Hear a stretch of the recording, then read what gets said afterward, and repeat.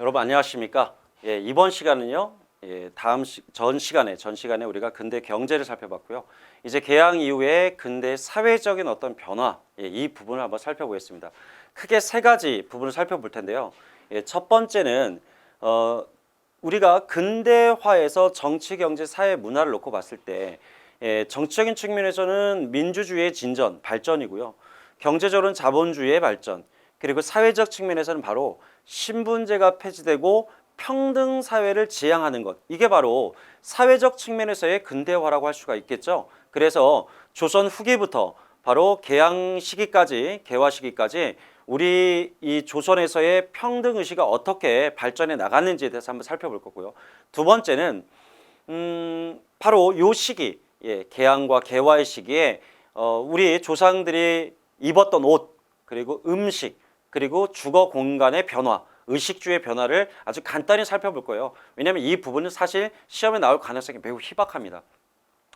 그리고 세 번째는요, 바로 해외 이주입니다. 그러니까 외국으로 만주, 간도 지역과 연해주, 그리고 하와이, 멕시코, 미주 지역, 일본으로의 이주. 자, 이렇게 해외로 이주해 나갔던 우리 동포들의 어떤 삶에 대해서 간단히 한번 살펴보겠습니다.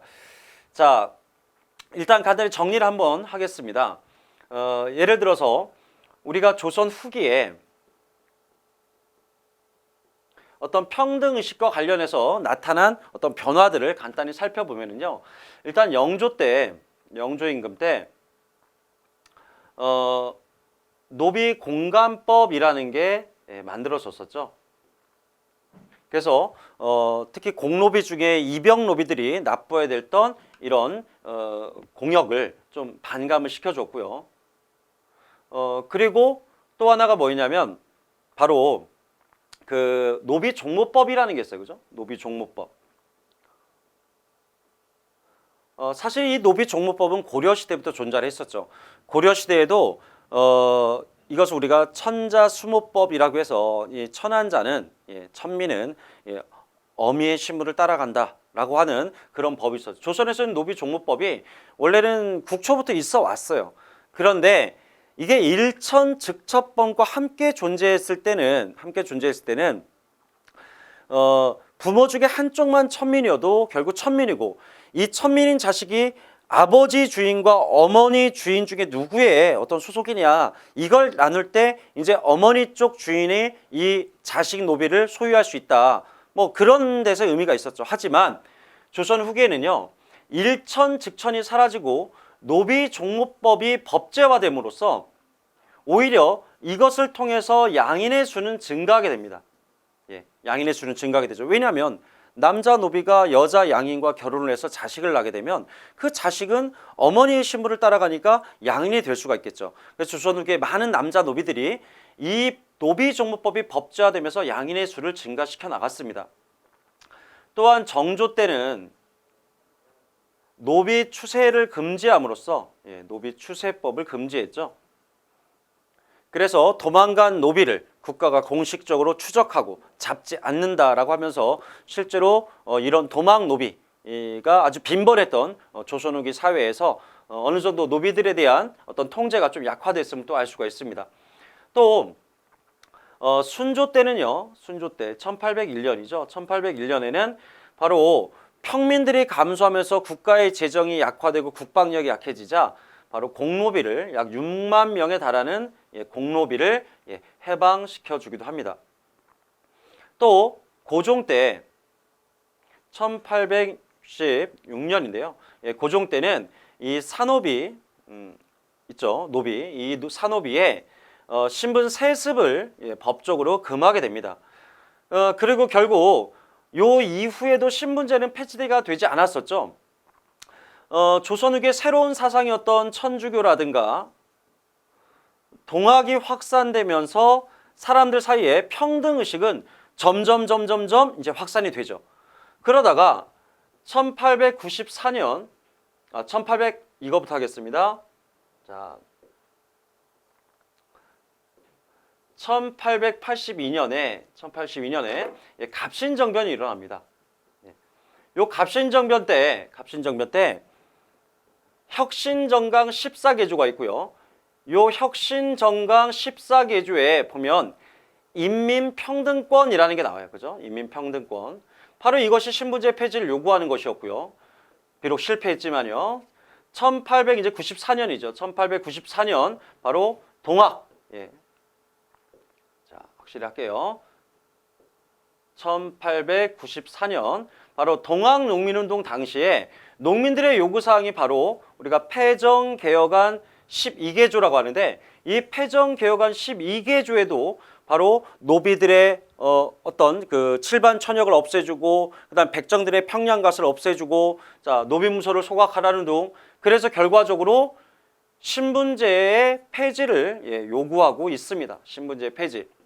하지만 이것도 성공하지 못했죠. 하지만 이 갑신정변과 동학농민운동의 요구가 결국은 1894년 갑오개혁에 반영됨으로써 갑오개혁에서 수천 년간 이어져 내려왔던 우리 이 바로 신분제가 결과적으로 폐지가 됐습니다.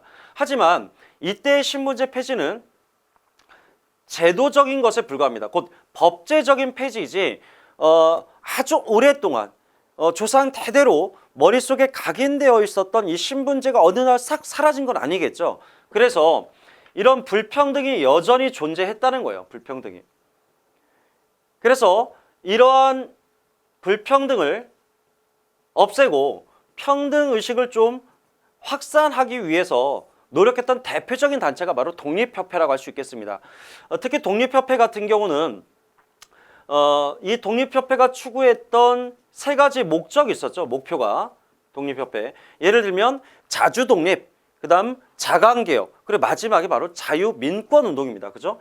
자, 그래서 독립협회의 이 자유민권운동에 보면은 피의자의 인권을 존중하라거나 또는 이들이 주최했던 만민공동회에 이 백정 출신의 이 박성춘이 연사로 나선다거나 수많은 상인들이 독립협회의 간부로 또 활동을 했었죠. 자, 이러한 걸 통해서 우리는 독립협회가 바로 대단히 평등의식을 지향했음을, 또 이 이후에 독립협회가 넓게 보면 애국개몽운동이죠. 그래서 그 이후에도 수많은 애국개몽 단체들이 바로 이러한 민권의식, 자유와 평등이라는 민주주의, 어떤 평등의식을 확산시키는 데 기여했음을 우리가 알 수 있겠습니다. 자, 그리고 또 아까 말씀드린 것처럼 이제 의식주의 변화 같은 경우는 그게 중요하지 않다라고 말씀드렸죠. 이거는 이제 교재보고 한 달에 말씀드릴게요. 이제 복장은 좀 간소화졌다, 뭐 개량 한복이 생겼다, 뭐 이런 내용이고요. 음식 같은 경우는 뭐 커피라든가 케이크라든가 서양 음식이 들어오고, 또 윗사람과 아랫사람이 서로 독립적으로 식사를 하다가 이제 겸상, 독상을 받다가 겸상을 하는 그런 문화가 생겨났다. 그다음에 주거 공간의 경우에도 이제 서양식 가옥과 조선의 가옥이 결합된 뭐 그런 다양한 어떤 형태의 가옥이 또 등장하기도 합니다. 그리고 이제 해외 이주인데요. 해외 이주를 공부하실 때는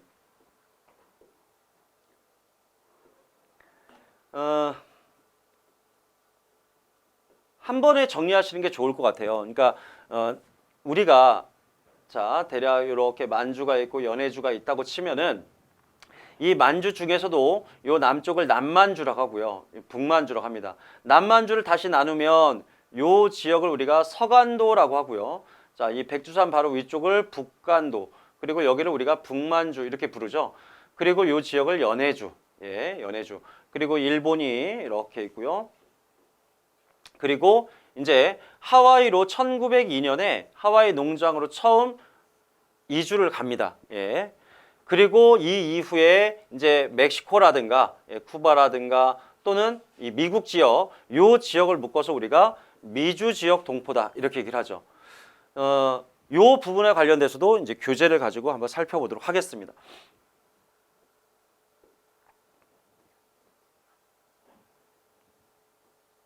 자, 보시면은요. 근대적 개혁, 다시 말씀드리지만 사회적 측면에서의 근대화는 평등의 지향이다. 요거를 일단 기억하시면 뭐 이해하기 쉬울 겁니다. 일단 평등의식과 관련된 어떤 의식의 확산은 일단 첫째가 새로운 사상의 도입입니다. 자, 천주교, 인간 평등 사상을 내세웠고요. 동학 또한 인내천, 그래서 결국 이런 시천주 사상과 함께 결국 이 하늘이라고 하는 거, 하늘림이라는 건 결국 인간, 우리 마음속에 있는 거죠. 그래서 하늘을 섬기듯이 인간을 섬겨야 되는 겁니다. 뭐 이러한 것에 바로 인간 평등 사상이 나타났다고 볼 수가 있겠고요. 또 수많은 이제 개신교 학교들이 설립되면서 이러한 미션 스쿨에서 선교사들이 어린 아이들에게 근대 교육을 시키는 과정에서 자연스럽게 여학교도 생겨나고 이러한 평등 의식이 확산이 됐습니다. 자, 그리고 사건을 중심으로 봤을 때는 갑신정변 당시 혁신정강 14개조에서 문벌의 폐지, 그리고 인민평등권, 그다음 지조법 개정. 지조법은 이제 조세제도의 개혁이죠. 자, 이러한 내용이 바로 평등의식과 관련이 있다 볼 수 있겠습니다. 비록 실패했지만 갑신정변은 우리나라 최초의 근대적 정치 개혁이었죠. 뿐만 아니라 역사상 최초로 국민 평등의 근대 사회를 추구한 정치혁명이었다. 왜냐하면 민간인이 아니라 갑신정변은 어찌됐든 정변을 통해서 단 3일 만이긴 하지만 권력을 잡은 정부 대신들에 의한 개혁이었기 때문에 바로 최초의 근대 사회를 추구한 정치혁명이다. 이렇게 평가를 할 수가 있겠죠. 하지만 결과적으로 한겨레는 실패했다는 것이고요. 또 민중들을 계몽하지 못했다는 거죠. 지지를 끌어내지 못했습니다. 자, 마찬가지로 동학농민운동 당시에도 패정개혁 12개조에 따르면 탐관오리 처벌, 노비문서의 소각, 특히 노비문서 소각이라거나 그리고 칠반 전역의 폐지, 과부의 재가를 허용해달라, 백정들의 평양갓을 없애달라. 자, 이러한 부분들이 바로 평등의식의 확산과 관련이 있을 것이고요. 그리고 1차 봉기 이후에 전주화약을 체결하고 농민들은 해산했었죠. 해산하고 만든 것이 바로 53개 집강소인데, 자, 이 집강소는 우리가 딱 한마디로 성격을 규정할 때 최초의 민정기관이다. 그러니까 일반 백성들이 행정을 보는 최초의 민정기관으로서의 의미가 있겠죠. 물론 2차 봉기가 패하면서 바로 폐지가 됐지만요. 자, 이렇게 갑신정변과 동학농민이 실패했지만 결국 그것이 갑오개혁에 반영이 되었다. 그래서 조혼의 금지, 과부의 재가형, 고문과 연자법의 폐지, 하지만 무엇보다도 신분제가 폐지됐다는 것. 자, 이러한 부분이 가장 중요한 어떤 결과라고 볼 수 있겠습니다. 자, 그리고 사회 의식의 변화. 자, 지금까지는 어떤 제도적인 것이었죠. 결국 갑오개혁을 계기로 해서 신분제는 사라졌습니다. 법적으로 폐지가 된 거죠. 하지만 아직 여기에 남아있다고요. 의식 속에 남아있죠. 그래서 그 의식의 변화를 위해서 평등사회 건설을 위해서 노력을 했던 것을 보시면 이 부분은 금방 한 거니까 넘어가시고요. 독립협회입니다. 바로 그런 평등의식의 확산에 가장 기여했던 단체 독립협회요. 근대적 지식과 국권 민권 사상, 민중의 계몽에 앞장섰고요. 특히 이들은 자유민권 사상과 관련해서 헌의 6주에 보면 재판을 공개로 하자. 재판은 공개로 하는 걸 원칙으로 하고 피의자의 인권을 보호해라. 자, 이러한 부분이 바로 근대 서양의 어떤 자유민권 사상을 도입했고 또 그것을 확산하고자 한 독립협회의 노력을 엿볼 수 있는 가장 대표적인 부분이라 볼 수 있겠습니다. 뭐 여기도 특별한 건 없죠. 특히 하지만 여기는 보셔야 될 것 같아요. 만민공동회에서 시전상인이 바로 상인이 조선 후기까지도 이 상인은 말업이었죠. 농민보다 한 단계 더 아래에 있는 같은 양인이지만 농민보다 천대받는 게 상인이었는데 그 상인이 이런 만민공동회 회장에 선출됐다는 것, 그리고 관민공동회 연사로 백정이 나섰다는 것. 자, 이러한 부분이 바로 평등사회가 어느 정도 확산되고 있음을 보여주는 상징적 사건이다. 이렇게 말씀드릴 수 있겠습니다. 자, 그리고 더 나아가서 수많은 이제 애국계몽 운동이 전개되면서 이런 근대 교육운동, 근대의 어떤 사회, 교육, 언론 이런 활동을 통해서 점점 사람들은 갑오개혁 이후의 제도뿐만 아니라 어떤 의식적인 수준에 있어서도 평등 의식이라는 게 점점 이제 자리를 잡아나가는 그런 과정이라고 볼 수 있겠습니다. 하지만 끝까지 신분적 차별을 받았던 세력이 바로 백정들입니다. 그죠? 그래서 이러한 백정들은 자, 여기다 정리해 볼까요? 이러한 백정들은 1923년에 경상도 진주 있죠? 자, 이 경상도 진주 지역에서 바로 백정들이 모여서 만든 단체가 있어요. 그게 바로 조선 형평사죠. 이 조선 형평사는 이제 두 가지 정도 살펴보시면 되는데요. 첫째는 이들이 일본의 수평운동이라는 게 있어요. 일본에 어떤 천민 불황이 있었고 그 불황민 차별 어떤 폐지 운동을 주재했던 일본의 수평 운동이 있고 그 조직이 일본 수평사인데 그들의 영향을 일단 받았다는 것. 두 번째는 이 조선 형평사는 일종의 사회 운동으로서 1920년대의 어떤 사회주의의 영향을 받았다는 것. 이 두 가지만 일단 기억하시면 될 것 같습니다. 워낙 유명한 단체고요. 이건 나중에 또 한번 하도록 하겠습니다. 자, 의식주의 변화 뭐 크게 비중은 없지만 일단 한 번은 살펴보겠습니다. 일단 남성들의 복장을 보면은 우리 전통 한복은 대단히 이제 복잡하죠.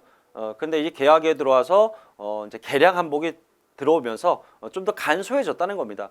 그리고 남자들이 이제 예를 들어서 마고자나 어떤 조끼 이런 걸 입는 풍습. 원래 전통 한복엔 없었는데 이런 게 생겼다는 거죠. 뭐 마고자 같은 경우는 뭐 일설에 의하면 청나라에 이제 끌려갔었던 인질로 갔었던 흥선대원군이 돌아올 때 이 청나라의 어떤 복장 바로 이 마고자라는 걸 처음 입기 시작하면서 한복에 마고자가 생겼다 뭐 이렇게 전해지고 있고요. 또 조끼는 이제 서양식 복장이죠. 서양 양복을 보면 과거에 조끼를 안에 껴입지 않습니까? 이러한 조끼가 한복의 접목이 돼서 한복에도 조끼가 생겨났다는 거고요. 여성들 같은 경우는 이제 그 조선시대 성리학 윤리사회에서는 유교사회에서는 얼굴을 가리잖아요. 그죠? 뭐 장옷, 쓰개치마 이런 게 있는데 이제 그런 게 없어졌다는 겁니다. 그래서 우리가 만약에 이런 시대극이나 어떤 영화를 보면은 이 당시 여성들 하면 이제 흰색 이제 저고리에 검정색 어떤 무명치마를 입고 있는 그런 모습이 딱 이제 가장 상징적으로 떠오르는데 뭐 바로 그러한 것들이 이 시대를 대표하는 여성 복장이라고 할 수 있겠습니다. 식생활은 이것도 뭐 크게 다르지 않겠죠. 아까도 말씀드렸지만 조선의 오륜 중에 하나가 바로 장유유서입니다. 바로 질서가 있는 거죠.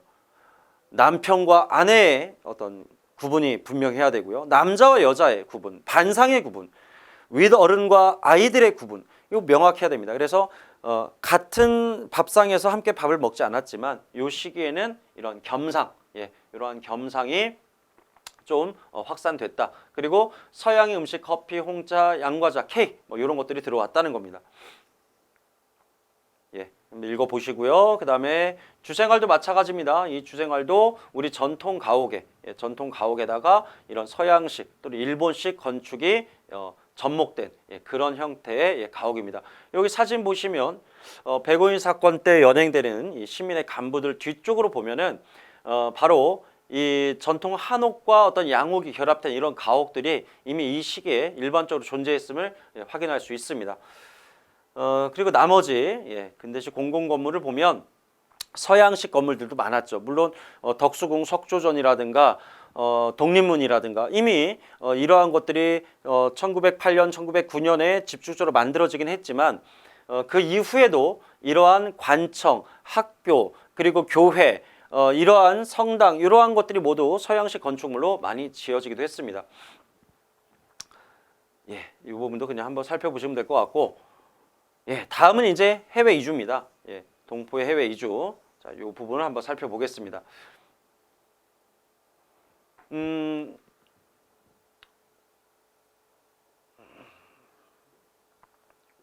원래 이 우리가 흔히 만주라고 하는 부분, 만주. 아까 제가 여기를 북간도, 북간도 그리고 이 지역을 서간도 이렇게 불렀고 여기를 이제 북만주 이렇게 불렀는데요.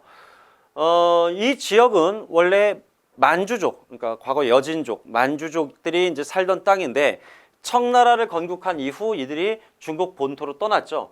그리고 이것이 이제 봉금의 땅, 사람이 살지 않는 땅으로 비워져 있다가 19세기에 한참 세도 정치에 먹고 살기 힘들었던 조선의 특히 함경도 지역 주민들이 한두 명씩 넘어가기 시작하면서 이 지역에 개간을 하고 터를 잡고 살기 시작했던 것이죠. 바로 이것이 이 만주와 간도 지역의 이주동포의 어떤 시작이라고 볼 수가 있겠고요. 아주 척박한 땅임에도 불구하고 우리 조상들은 이곳에 개간하고 심지어는 벼농사까지 지었다고 알려져 있습니다. 원래는 밭농사 중심 지역이었는데 그래서 1910년 일제강점기 초반에 이 지역이 바로 우리 무장독립운동의 어떤 중심지로 성장하게 되죠. 특히 이 서간도 지역 같은 경우는 우리 최초의 무장독립기지인 바로 삼원보 신안민촌이 있던 곳이고요. 또 신흥무관학교 서로 군정서군이 있던 곳입니다. 또 북간도 같은 경우는 명동, 용정, 이런 이제 지역의 한인들이 모여 살면서 명동학교, 서전서수, 그리고 중광단이라고 하는 대종교 단체, 그리고 이 중광당 산하에 바로 북록군정서군 등 수많은 독립군 부대들이 활동했던 지역입니다. 봉오동 전투와 바로 청산리 대첩이 일어났던 지역이기도 하고요. 자, 그 다음에 이제 이 북만주 지역에는 이상설이 한흥동의 밀산부를 건립하기도 했고요. 그다음에 연해주. 원래 연해주는 러시아 땅입니다. 그죠? 러시아 땅. 근데 이 러시아 땅은 합법적으로 우리 이 대한제국 국민들이 이주를 했다. 우리 동포들이 이주를 했다는 게 이제 특징입니다. 합법적으로. 그러니까 이 만주 지역은 누구의 허락을 받고 간 게 아니라 그냥 단지 먹고 살기 위해서 국경을 넘어서 막 갔다면 러시아는 극동 지방을 개발할 목적으로 조선인들의 이주를 허용하게 되죠. 자, 한번 읽어보시면 이 지역에 이주했던 동포들의 어떤 심장을 좀 알 수가 있고요. 자, 연해주 지역은 아까도 말씀드린 것처럼 러시아 정부가 이곳을 개척할 목적으로 한인 이주를 허용했다. 그래서 특히 이 연해주 지역 같은 경우는 특징이 국내에서 활동하던 의병들이 많이 건너갑니다. 그래서 나중에 13도 의군이라고 해서 의병연합군이 만들어진다거나 또 이 지역에 조선인들이 모여 사는 마을로 이제 신안촌이라는 게 건설이 되죠. 블라디보스톡 지역의 신안촌. 그리고 조직으로는 권업회, 성명회, 그리고 우리 최초의 해외 임시정부였던 대한광복군 정부와 그리고 대한국민의회까지 바로 이곳에 존재했던 단체들입니다. 무장독립운동을 주장했던 이동휘, 이상설 뭐 이런 분들이 가장 이곳에서 중심적으로 활동했던 지역이기도 하고요. 나중에 상하이 임시정부가 국민대표회의를 개최해서 임시정부를 좀 개선하자라는 개조파, 실력 양성운동이었죠. 없애고 다시 만들자라는 무장독립파, 바로 창조파가 있었는데 그 창조파들이 대부분 이 연해주에서 상하이 임시정부에 합류했던 바로 이동희와 같은 이 무장독립론자들이라고 볼 수가 있겠습니다. 그러니까 의병, 연합군, 그리고 무장독립운동 세력들 대부분 연해주 지역을 기반으로 활동을 합니다. 자, 그다음 미주동포. 미주동포는 1902년 12월에 하와이로 첫 이제 이주를 갔죠. 이 과정에서 미국 선교사 알렌이 미국에 건너가서 미국에 있는 농장주들과 서로 협의를 통해서 미국 농장에 부족한 노동력을 공급해 줄 목적으로 조선의 대한제국의 이 고종황제를 설득해서 고종황제가 아니죠. 이때 순종황제죠. 고종황제입니다. 고종황제를 설득해서 이 조선의 농민들을 이제 이주를 시켰는데 이 과정에서 알렌이 이 고종황제를 한마디로 기만한 거죠. 아주 헐값에 실제로 조건이 매우 열악함에도 불구하고 그것이 마치 지상 낙원인 양 선전을 해서 농민들이 이주를 갔습니다.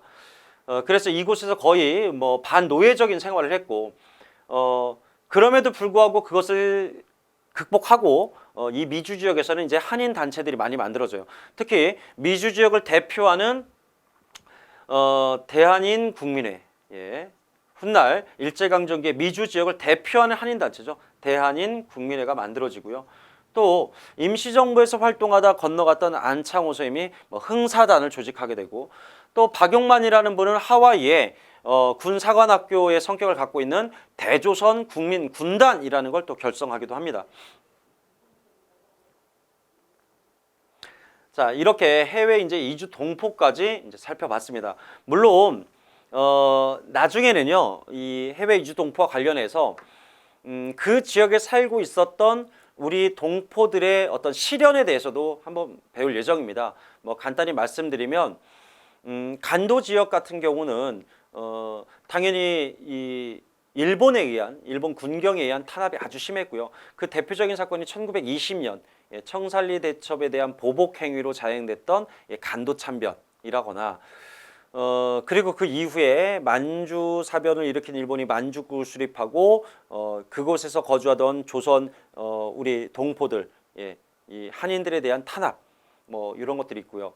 그 다음에 소련령에서 이제 소련 지역에서 벌어졌던 자유시 참변, 그리고 일본에서 자행됐던 1923년 관동 대학살이라거나 또 연해 지역에 살고 있던 우리 동포들을 강제로 스탈린이 1937년에 중앙아시아로 이주를 시켰고 그 과정에서 수많은 동포들이 얼어 죽고 굶어 죽죠. 이런 우리 동포들의 시련과 관련해서는 다음에 또 살펴볼 텐데 미리 제가 그냥 말씀드렸습니다. 다음 시간에는요 이제 근대 문화에 대해서 할 차례인데요. 근대 문화도 마찬가지입니다. 우리가 그동안 고대 문화라든가 중세 문화 또 근대 문화는 할 내용이 대단히 많았어요. 그죠? 그런데 이 근대 문화는 나중에 일제강점기에 우리가 민족문화의 수호운동이라는 단원이 따로 있기 때문에 서로 좀 문화단이 좀 분리가 됐죠. 그래서 이 부분도 좀 간단하게 정리가 할 수 있을 것 같습니다. 그럼 다음 시간에 뵙도록 하겠습니다. 예.